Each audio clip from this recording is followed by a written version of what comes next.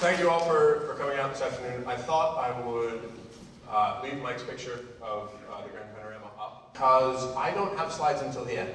And the way that I'm hoping to conduct about the next 40 minutes is to do less of the talking and to have you do more of the talking.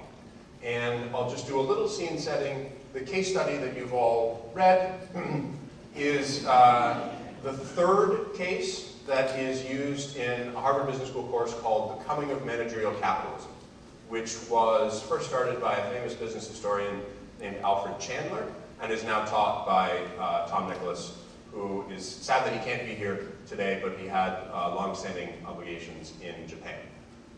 It's the third case in that course, which is designed to take you from the earliest days of the Republic with a case study about George Washington to what does the American dream actually mean all the way through crashes, booms, and busts. And so at this point in the course, you would have done a case study on George Washington and the plantation economy of Virginia.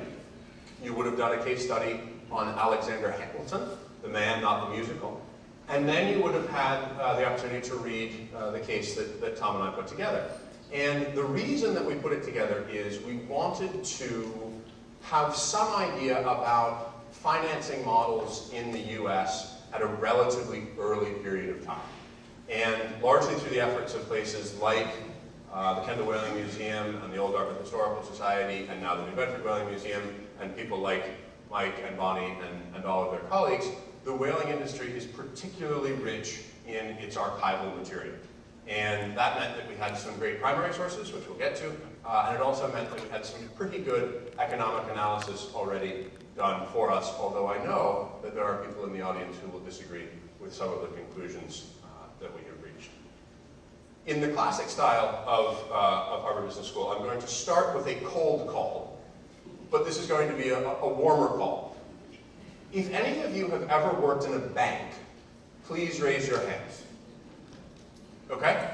Please keep your hands up if you have ever worked in the loan department of a bank. You've been a loan officer or something like that. All right, could I borrow the microphone and go up to the top?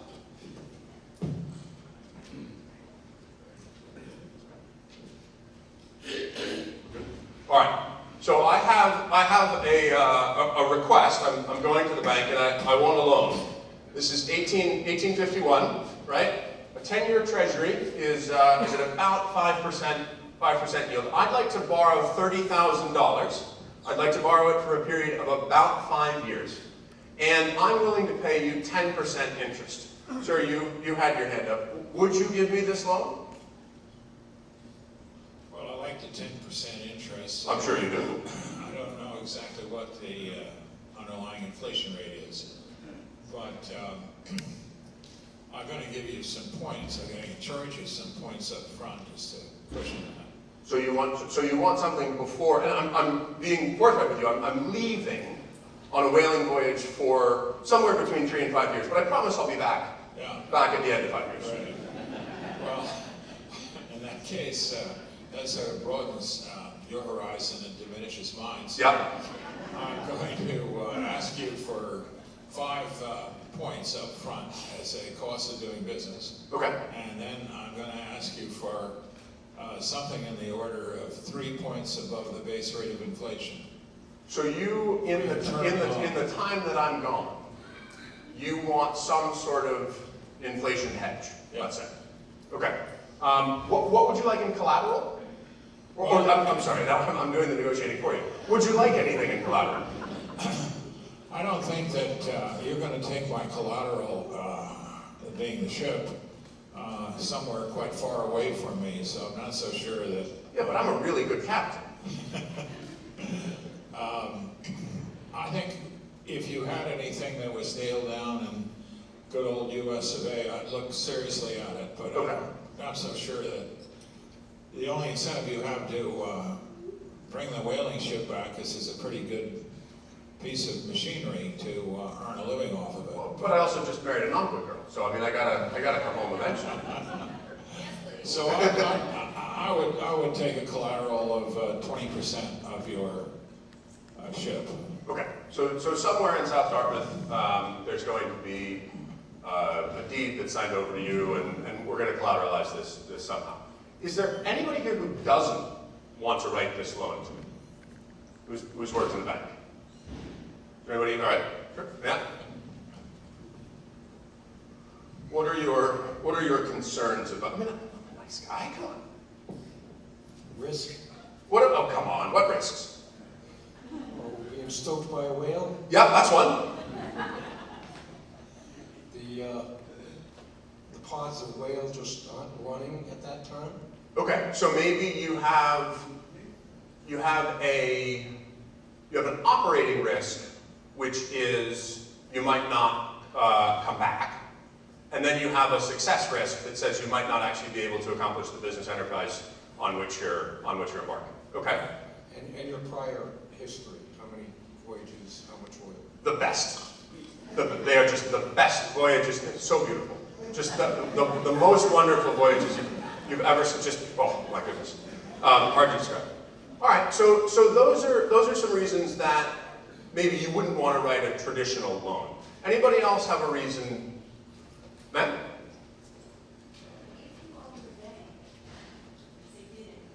Yeah.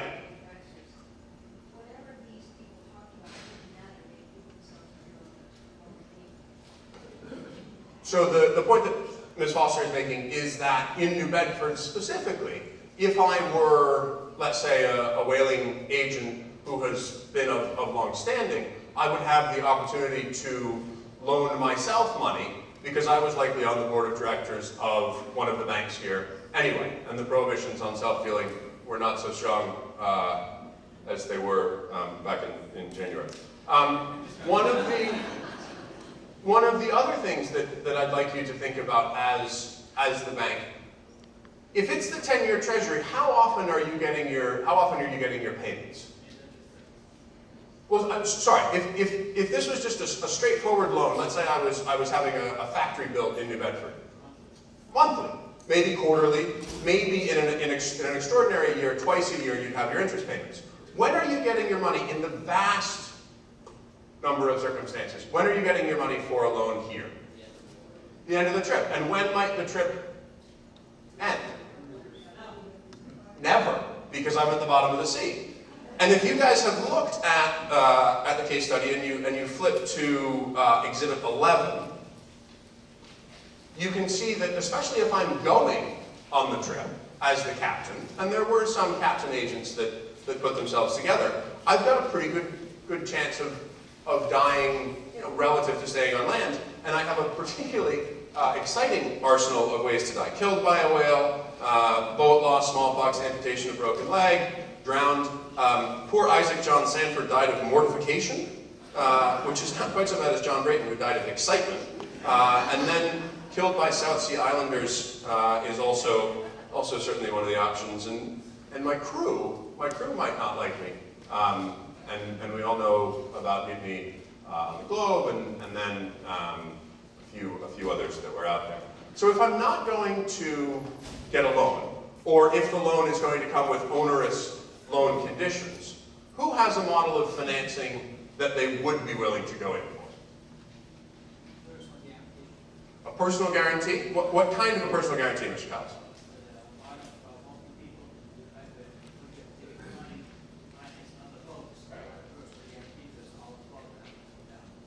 So one of the things that you might want to do is be invested in more than just one voyage at a time.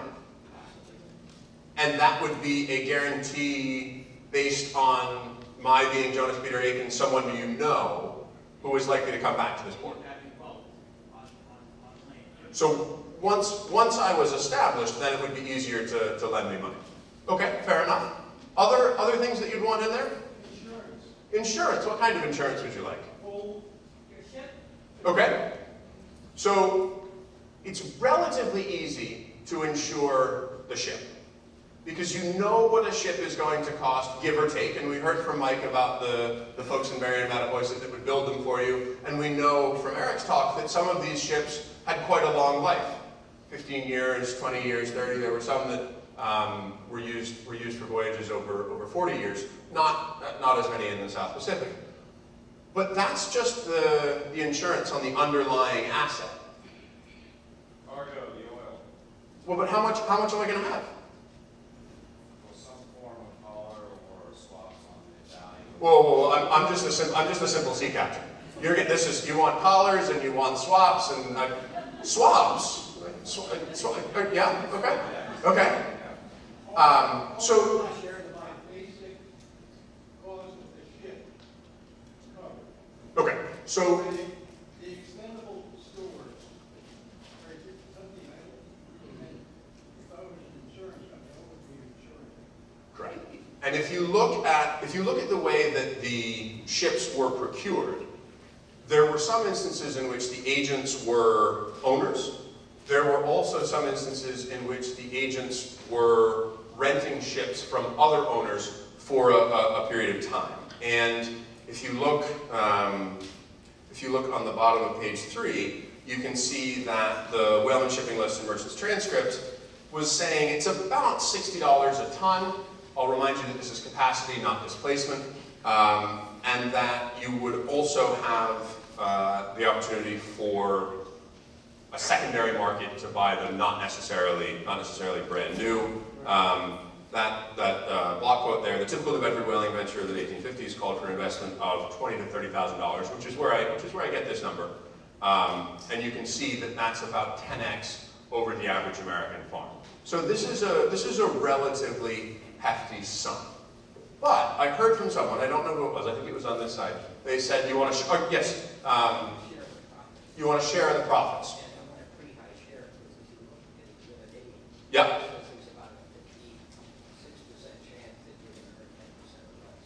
Right. So if you look at, yes. So Mr. Servison said he wants a share of the profits. If you look at Exhibit 8, you can see that on the distribution of returns, it's a pretty long, skinny tail.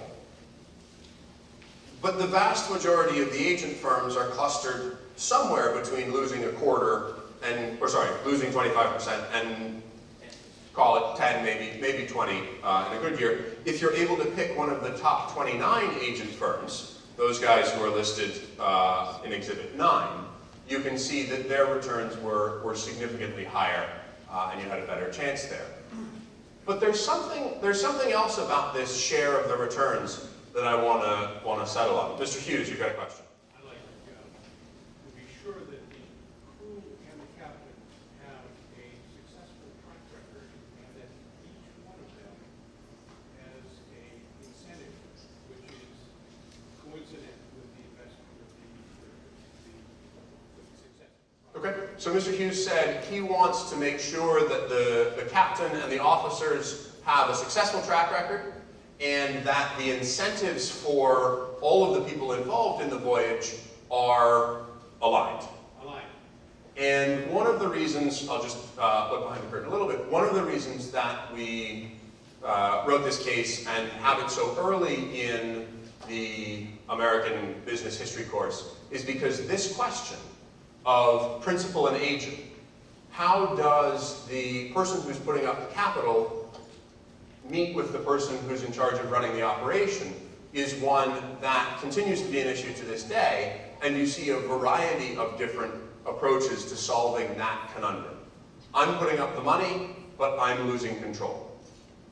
In this case, maybe there are some ways that you can put up the money, but based on some expertise, based on some other opportunities, you can maintain a little bit of control along the way. And there's a difference, I would suggest, between operational control, in which you're telling them where to go, how to fish, etc., and systemic control, where your system of incentives is making them work for the same thing that you want, which, as Mike pointed out, is a fully laden vessel for the return voyage. Any other things that you would want to have for the compensation? Ms. Tiffany? Landside collateral, you still want my in-laws' house in Norfolk? Okay, you can have it. One of the things about collateral is probably not going to be available for the upside. Collateral is probably only going to be available for the chunk that it takes to outfit in the first place. And to get a share of the upside, you're going to have to take the possibility, as we saw in Exhibit 8, of getting completely wiped out. And there were times, though they were rare, that it was worse than that because you had to mount a rescue expedition to the Antarctic or the Arctic. I mean, it got dicey. So if we want to have the incentives aligned for owners and captains, how are we going to make sure that they're aligned for captains and crew? How do we make sure that everyone's pulling on the line? Okay, and say again? The lay system. And what's interesting about the lay system is it's not finite. What you go into the whaling industry at as a share of the profits is not necessarily where you're going to come out. If you go in as a green hand and you're at 1/700th and you do well, maybe you go on a further voyage. And this idea of rewarding experience with an increased opportunity for compensation is something that you wouldn't always see in other American industries of the time. There's certainly no guarantee that as a green hand you would have the chance to move up to, let's say, an able-bodied seaman and maybe even eventually a maid. But there was an opportunity for personal advancement, not just on the voyage, where maybe it would be particularly greasy and you got really rich, but also over the years you could move up in the hierarchy. Any other incentives about this lay system that you think are compelling for a successful voyage? What else makes this a good system for aligning incentives? Okay. Yeah. I can give you an example. Yeah. My great uncle, well named after Charlie Chase, mastered the Hicks for 4 voyages. Okay. And he pointed out that he kept the same crew for all 4 voyages. Why? Because they liked him so much and they wanted to stay with him. So they had an incentive that they knew they were not only going to make money, Yep. but they had a good captain Yep. who was going to run the ship well. I don't believe he's talking about the guys in the folks. Okay. From the logs that I transcribed, I'm pretty sure because they tried to mute me a few times. But other than that, But as far as all the, the boat steerers and the mates and, the guys that sat aft and midships, he had the same crew for all those voyages. And in fact, he was called back in World War I. They called the Andrew Hicks back to port. Yep. And at the end of the war, they had saved Andrew Hicks all through that. He was going to take it out again. with the same guys. Yeah, except that most of it died in the meantime, so he said, I can't do it anymore. Okay, so not only were these employees, but these were people with whom you were living and eating and dying in some cases. The other option, instead of starting with the line from Moby Dick, we were going to start with an excerpt from the logbook of the William Ward, where 1838, I think, the captain is killed by a whale, and the first mate, in pretty clear copperplate hand, says, "Yep, fast to a whale. Fluke came out, got him. Next day, they began gentle." This was part of the expectation. Dr. Dawson. With regard to the incentive balance, one area that might be explored is some kind of incentive for the families of the crew. Should the crew member lose a leg or something that would reward the family and also get the crew member incentivized to return home. Yep. So the point is, you might need to look at incentives or something like the Seaman's Bethel to take care of sailors who were injured in a voyage or families that fell on hard times while the sailors were gone. There was also a particularly insidious practice of desertion. So if you sign on with any sort of an advance and you call at the Azores, now all of a sudden you abscond with your money. And I forget the name of the family that were the consuls in the Azores, but there are lots and lots of back and forth. The Dabney, sorry. Lots of back and forth about this guy deserted in the Azores, and can you please get him back for me, and please get the $30 I loaned him back for me as well. The more insidious practice was the captain doing what at the last port of call? Yeah, we sail at noon. When did we sail? 9 a.m., right? And what are most sailors at 9 a.m.? When you think about the incentives, there's also something that would be instructive to a current business school student. Does this remind you of any form of compensation that we currently employ in particularly risky ventures? Stock options. When are these incentives being paid out? Yeah, what's the vesting period? 4 years. It's whenever the ship gets back to the pier. And how long do you have to keep working? Until the ship gets back to the pier.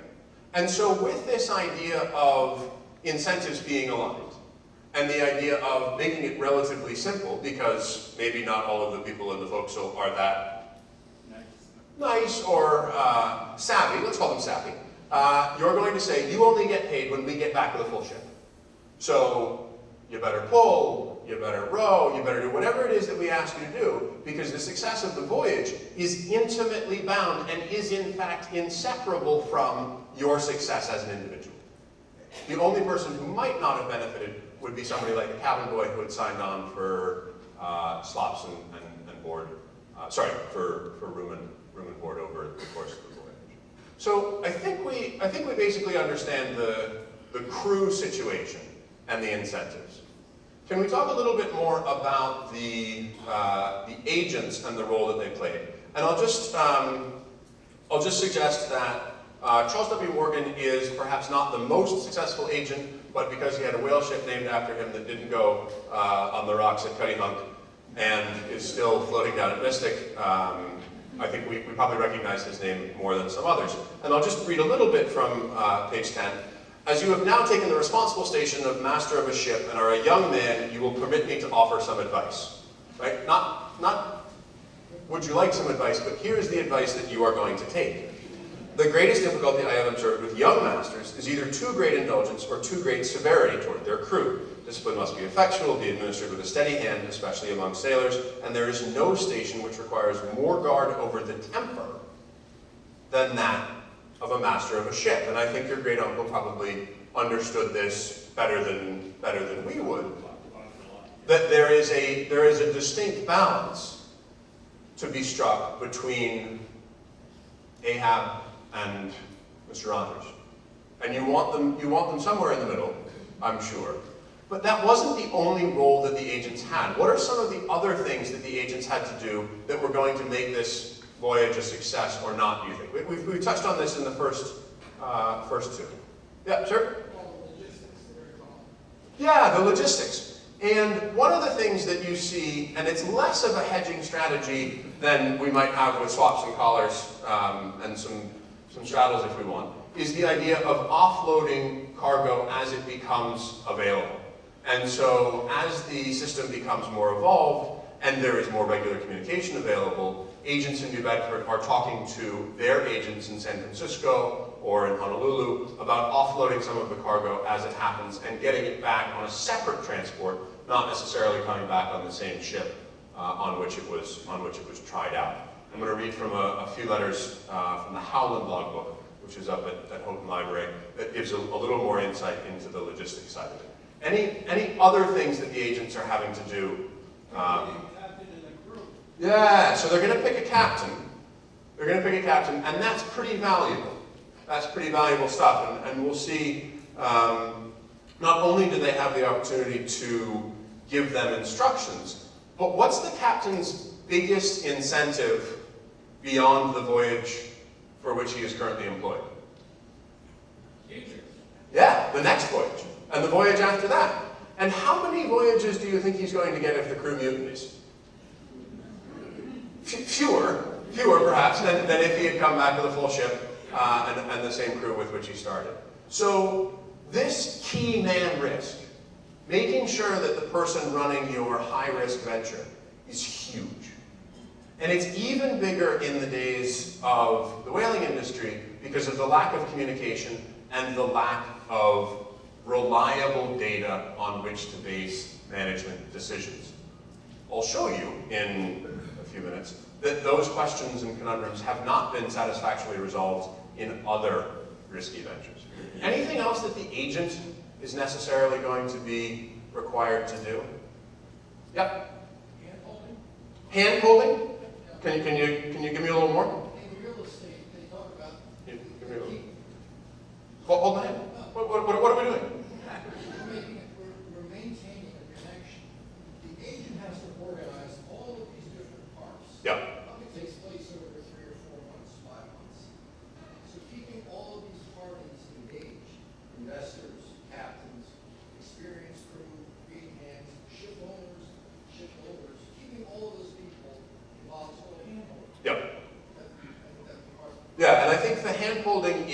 and Mike talked about this, it's not just for a single voyage.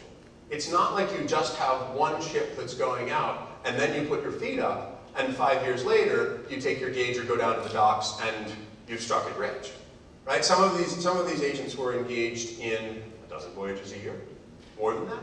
And so each one of those has the provision of the ship, the selection of a captain, maybe there's some transport of oil and bone back from the West Coast, and all of that is going to require continual relationships. One of the things that was interesting, I think it's in Starbuck, although it might have been in the National Bureau of Economic Research book, is that there was a schism in the Society of Friends here in New Bedford. I think it was 1820, but I'm not sure I have the date right. And there is speculation that agents didn't work well across that schism. And there was one side of the schism that worked with those folks, and there was another side that worked for the other. I haven't seen a comprehensive study of it, and it might be worth looking into. But those sort of connections within this center of specialization are very important. Is there any real value to New Bedford as a whaling port, geographically?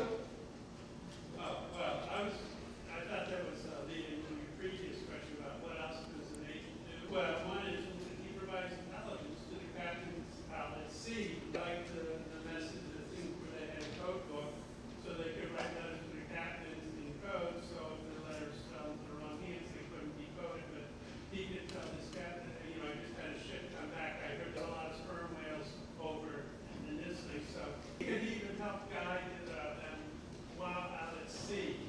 Not by today's standards, but certainly better than nothing. And that gets to your question you just asked. Yep. Why New Bedford? Well, because he had a lot of intelligence being around this hub. Yep. And I think, again, on page 10, you can see, so it's not in the case, but this is the Aiken and Swift communications it was given to Thomas Luce. This book is given to you in your charge with full understanding that all its contents will be kept by you in the strictest confidence, and that you will make it a point of honor not to communicate any of its contents to anyone, whatever, or indirectly, or let anyone get them in any way, except the captains of our ships.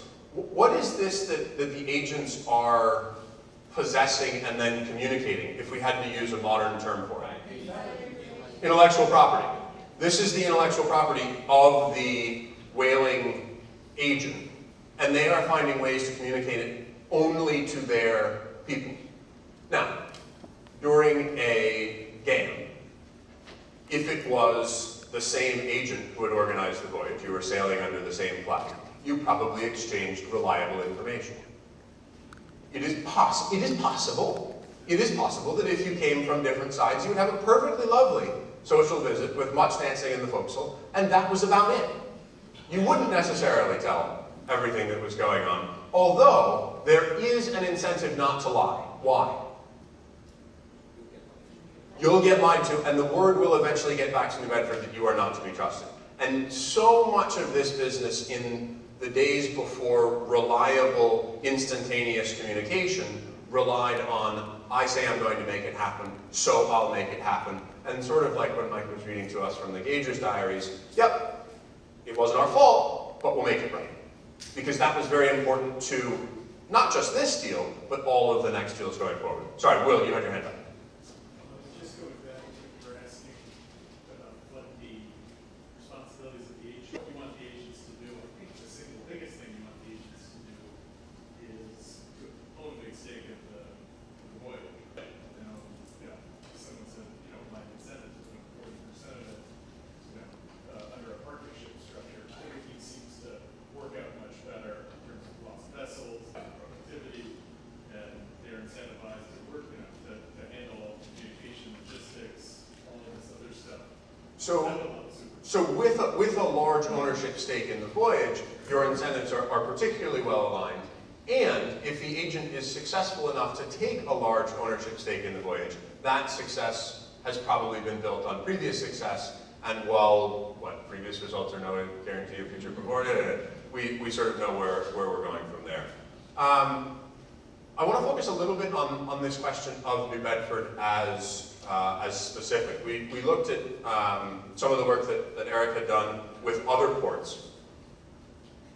New Bedford benefits, obviously, by the sandbar off of Nantucket Harbor, and you have some overlap between, I think it's the Delanos and the Coffins, and there is a Society of Friends on Nantucket, and there's a Society of Friends here, and you have a much better harbor, even before the hurricane barrier, here in New Bedford than you do on Nantucket. It's also very difficult to offload oil on Nantucket because you're not going to be able to transport it to any consumers over land. You're going to have to put it back on ships. And so you can see why New Bedford might be a reasonable destination for the whaling that began on Nantucket and a little bit on Martha's Vineyard and would then move towards New Bedford because it's on the coast.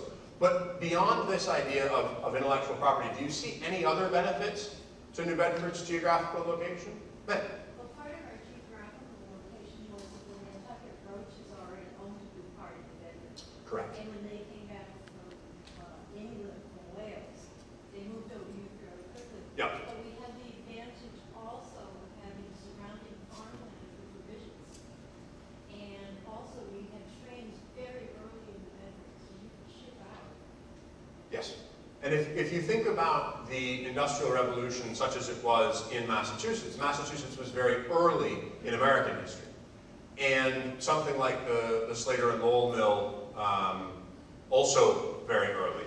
And there was an idea, and it's, I was born in Boston and grew up in Dover, so maybe I'm doing a little bit of cheerleading, but there was an idea in New England that we could be at the forefront of things and that we were going to be economically adventurous. And that we were going to start new things, and that we were going to use our inherent skills to go beyond what we were able to do. And you'll see that with some of the canals. You'll see that with some of the move out to Michigan, the Calumet Hecla mines, when the China trade goes a little. So there is maybe something about the culture of New England that helps, in addition to the roaches owning. Large parts of New Bedford. Yeah, half of Bristol County, or whatever it was. Yep. You've got a lot of lighthouses in New England, and after the Erie Canal opens, you have a lot of lighthouses in the Great Lakes, and you have relatively easy access to New York, which was a burgeoning port at the time. Anything else? Yes? Well, the Quaker community, the Quakers were known to be excellent business people, so there were sort of an infrastructure of shipbuilders, sailmakers, timber, mostly run by the Quakers. That made this a good place to come back to all the time. And in a few other examples, there are some religious communities in India and in Pakistan and then also in Northern Europe where your religious identity contributes to your business community's identity. And especially in some cases where you are outcasts, there are cultural and religious and social reasons to align your incentives, not necessarily on an individual voyage, but as a community. And I think that's a very interesting angle that I have not seen a lot about on what role did Quakerism play in New Bedford's preeminence as a whaling city. All right, so we've got about 20 minutes left. I have a few slides that I want to run through at the end. But imagine that you are 27, 28, 29 years old. You are a second-year student in your second term at Harvard Business School. You're about to go out into the big bad world. What lessons would you take from the study of the American whaling industry? Is this something that's worth studying? And if so, what do you learn? Yep. People. People. What about them? The key person in your whatever the venture is very important. Yes. The key person on land, I would suggest, is the agent, and the key person at sea is the captain. And selecting those was a crucially important phase, not just for the success of an individual voyage, but for the continuation of the industry. Yes, sir? Yeah, well, to continue on this, not just the key people, it's the lower crew, too. You've got to treat them right, or you're not going to be successful. I mean, in the worst case, you're going to have mutiny. Right. But on the other hand, if you're treating your people right, the next voyage, word will get out that you're a fair employee and you treat people by the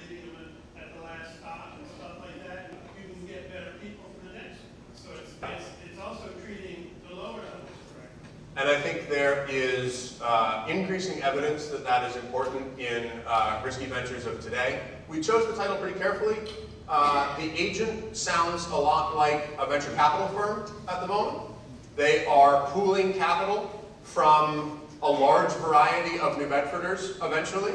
You know, a rich baker, a blacksmith, some of those with a little extra money could, instead of depositing it in the bank, place it with a whaling agent. So they have these limited partners, and then they're moving to the agent, who is then allocating that capital to a variety of ventures. Other lessons that you might take. Yes, sir? People respond to incentives. And making sure that the incentives are aligned from the most junior cabin boy to the most senior investor in the agent's counting house. That's not quite the right word, but you know what I mean. Makes for a more spectacular return.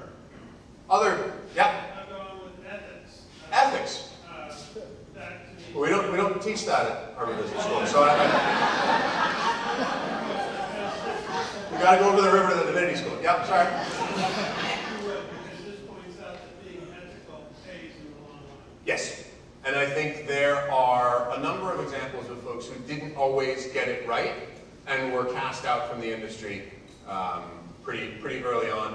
And when you were cast out and you were in the middle of the South Pacific, it was a long swim home. So there's some there. Anything else that you might use? Yes, yes, ma'am. The vagaries of Mother Nature as against the importance of planning into the future with unknown. Yeah. One of the most interesting pieces to come out of recent historical whaling studies was done by someone here, published on PLOS One, about sort of the tragedy of the commons. Nobody owns these whales, and so they're easy to catch. Well, easy for me to say, I'm standing on solid ground. They're relatively low cost to take. You don't have to pay anyone for them, but you have to find them, and you have to be well prepared for them. Will? One other takeaway I had is one about sort of sensationalism, and I think when you look at this rationally, it's really hard to argue objectively that one should invest in a whaling ship as opposed to a manufacturing facility. But look, I didn't have a lot. Oh. No, I'm going to say, but lots of people did. Well, yeah, exactly. Tons of people did. Yeah. Because there's a sensational element to it that's not, in my mind, unlike some of the things we're seeing in the economy today. Yep. I mean, in terms of just the raw returns, I think the volatility of the returns, the illiquidity of your capital, all of these things. It's really locked up. It's not an artificial lockup period. It is actually gone. Yeah. Your capital has actually gone to sea and will not come back until it does, unless it doesn't. You gotta believe. You gotta believe. And you're not getting paid for it, because when you look at these returns, I mean, manufacturing returns are far higher. Right. And I think you begin to see that there is, and I'm excited to see the Roche Jones Duff House, because I think in communities like New Bedford, they were the preeminent social strata.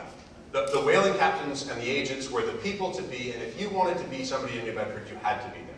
And that was clear in their houses, that was clear in their clubs, that was clear in their carriage around town, what was the front page of the Standard. All of these things had a social element to it. And as we learned from Eric and a little bit from Mike, it's a me too for places like Wilmington and Wisconsin. There are big returns out there to be had. We just need to get into the whaling business. How many people decided that they were going to buy their pet food online in about 2000, and because they were going to be excited about pets.com, so was everybody else? It's a pretty easy way to lose your money. But there were some companies that survived, and you see that they did particularly well. Any other? Yes, ma'am. Well, lessons learned. One is a lesson learned. Yep. A young man across the border in Fairhaven named Rogers, who did not go whaling, but partnered with J.D. Rockefeller and founded Standard Oil of New Jersey. Which is also a useful trick. If you can found Standard Oil of New Jersey, you should do. You should do that. Don't go to companies and buy a scratch ticket. Do that.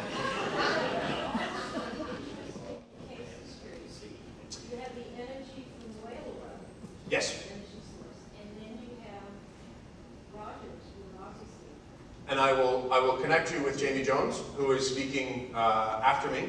And her first book is on whaling culture in much of the rest of the country.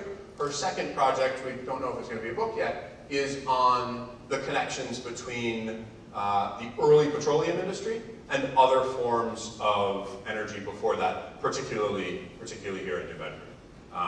But again, if you can invest in Standard Oil. Yes, sir? One question about your study. You write around the fact that a lot of large homes, at the top of those watches, the sea captain goes out, probably has a family. May come back, may not come back. If he does come back, it's probably 3 or 4 years. How does a family live during the 3 or 4 year period until the comes back and so? Yeah, I think the lumpiness of returns and the lumpiness of compensation. So the question is, how do these whaling captains' families live while they're away? I think they have, in many cases, large families who are able to support them early in their career, and so families living together would not be unheard of. And then they were particularly good, as I understand it, about not spending all of their money as soon as they got back from port, and having an opportunity for the following voyage to have been financed by the previous voyage. What lessons do you see? What lessons do I see? Funny you should ask. I have some slides for that. So this is your typical whaling voyage through the years. You have a pretty good chance of losing all of your capital, but to get back the average return over the voyages that were available to Davis, Gallman, and Gleiter in Pursuit of Leviathan, you're looking at an expected annualized return of just shy of 18%. But where is that return coming from? A very, very long tail. No pun intended. These are some of the reasons that the whaling voyage is going to be so difficult. You're going to have a lot of uncertainty. You're going to need your local decisions to count. You're going to need your equipment to work, everything from the ship to the barrels that your cooper is going to make. And so that focus on what we might call product at the moment is very important. There isn't really a user experience analog, but the focus on product and quality of product and meeting the demand. The idea that it's got to be light and sweet and not dark and smelly, that's pretty important. You're going to have leadership of the captain and then also leadership in the whaleboats. And then this idea that you do have a long horizon to return, which requires you to have, someone over there said it, you got to have a little bit of faith that the proceedings are going to take on. This is an interesting case for why venture capital might have the structure that it does. Very few publicly traded companies are interested in the venture capital world, although I'll raise a few instances where that is the case.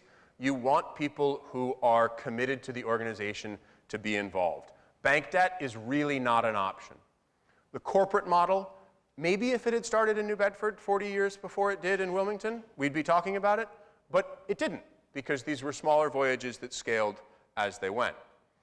The agent intermediary, much like the VC fund, allows both project financing and also the possibility to even out some of those lumpy returns.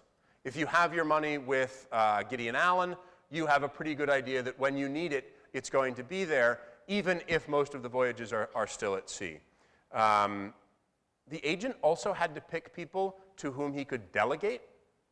He wasn't going to be there every day to supervise what was going on. And he had to make sure that his capital was accurately allocated to the risks that he was willing to take. So this is basically a plot of Exhibit 10, I think it is. I'm sorry, Exhibit 9.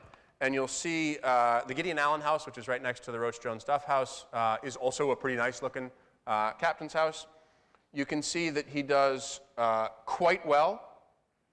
You know, if you're guaranteeing 60% or even offering 60%, that's 6 times Madoff. That's pretty good. David Green, on the other hand, is returning less than 0. So even though these are the top 29 or 30 agents, you've got to be careful. This question of aligning incentives not just in operations, but also in the way in which the system is structured is, I think, one of the key takeaways from this case. You can have really good people, you can give them really good guidance, but if you don't have the systems in place where their compensation and their orders are all working in the same way, it doesn't matter how much you say, you're not going to be able to get it done. So you see here the owners, the agent, the captain, and the crew. Obviously the whales at the bottom, and I apologize for the orcas instead of the actual cetaceans.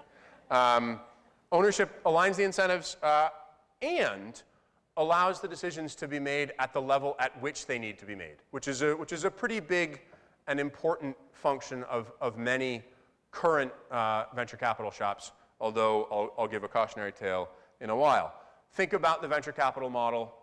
You have limited partners who have put up the capital. You have venture capitalists who are then moving. You have the entrepreneur who we might think of as the startup founder, who is saying, this is my voyage.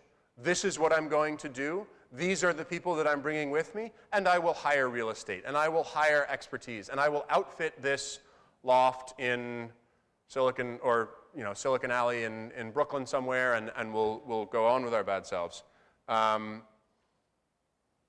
This irrational belief in the opportunity of the long tail, this is a stylized whaling payoff structure, and it's very similar to the stylized VC payoff structure.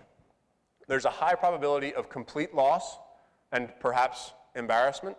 There's a low probability of a small gain at somewhere along that peak, and then there's a tiny probability of a unicorn. You know, a company in which you invest in the first or second rounds, and it goes to $1 billion in actual market cap. So Bessemer Venture Partners, very well regarded venture capital firm, started by Bessemer Trust, which was to manage the assets of one of the steel guys, Whitney. Started to manage the assets of the Whitney family, got into venture relatively early on. Venrock also did the same thing. 55% of the investments they've made in the life of the firm have lost some money. Over a quarter have lost the entire investment. And this is probably the top firm in that long-standing tradition. So these are some of the problems that whaling was able to solve. Not all of them were completely solved, and I'll tell you that not all of them are completely solved today. If we look at, I was sitting in Nonquit this morning reading the business section of the New York Times. Investor files fraud suit versus Kalanick in Uber fight. You think Travis Kalanick, the founder of Uber, is a real troublemaker. What they said was, Mr. Kalanick's overarching objective is to pack Uber's board with loyal allies in an effort to insulate his prior conduct from scrutiny and clear the path for his eventual return as CEO, all to the detriment of Uber's stockholders, employees, driver partners, and customers. Mr. Kalanick's position on Uber's board is thus improper and inequitable and should be invalidated. This is the whaling agent firing the whaling captain mid-voyage. But the whaling captain has been able to insulate himself against the control of the venture capital firm. But you'll see who you pick, and I guess this goes back to the people, who you pick to run your risky ventures, no matter how well aligned your incentives may be, no matter how well aligned you think your communication structures may be, is still very, very important. And I'll tell you, so it's Benchmark Capital that was filing this suit. Benchmark had much more information about what Travis Kalanick was doing on a daily basis than any whaling captain ever told his agent about what he was doing. So we've addressed some of these problems. Sorry, I went too far. We've addressed some of these problems, but we're still facing a lot of them today. Having a way to access risky ventures, having a way to fund them and also maintain some control is almost everywhere in the modern economy. It was also almost everywhere in 19th century New Bedford. Thank you.